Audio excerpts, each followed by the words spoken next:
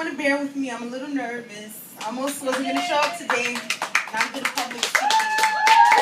I mean, I was actually at home. I was going to say, fuck this shit. I'm not going to show up. But, my dad, he's like, no, you cannot quit, my child. You will be a star one day. I can see you sitting with Jay-Z and Beyonce, having dinner with President Barack Obama. Please do not quit comedy. You will be a star. Or else, if you quit, I will banish you from my village. So I'm here today. So I know a lot of you guys have family members with issues. The one in my family with issues is my cousin. Let me tell you guys something. Never, I say never, post on Facebook the day after a hurricane. Thank God I have electricity.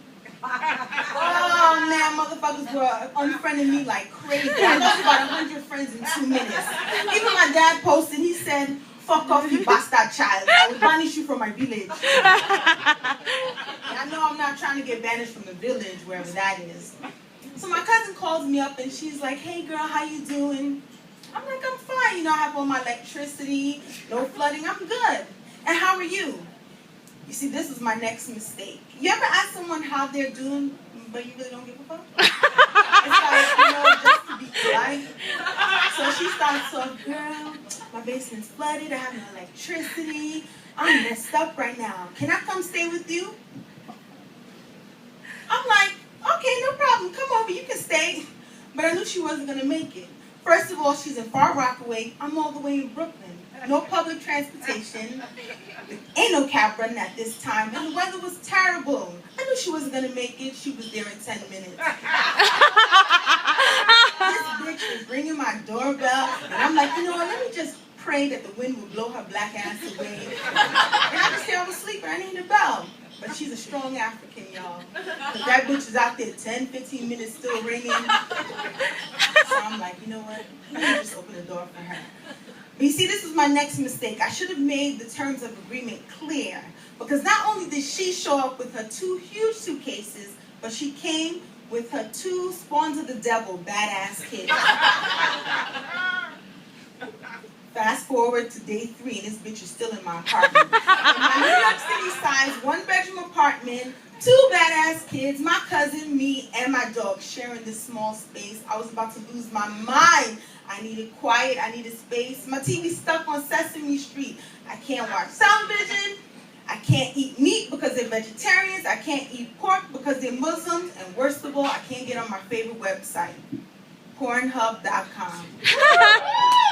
Oh man, I was just messed up. I was frustrated. I was about to lose my mind. So I said, before I kick her out, let me call my dad. Maybe he would have good advice. I call my dad. I'm like, Dad, your favorite niece is still at my place. How do I get this bitch out?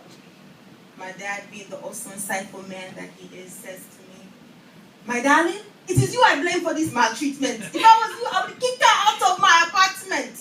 You should go to the basement, turn off all the power. Trust me, darling, she will get out. She will go back to our village. And if you do not kick her out right now, it is you who I'll kick out of my village. Yeah, I ain't trying to get kicked out of the village. So I did what he said. 2 minutes, that bitch was gone.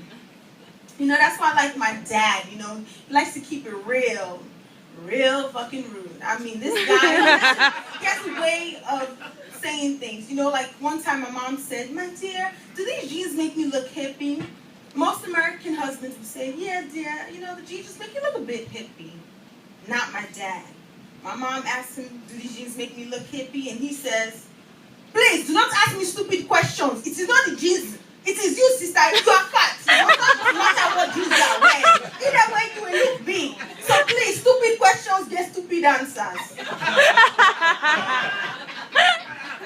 So, even me, one time, I was a target of my dad and his real rude, replies.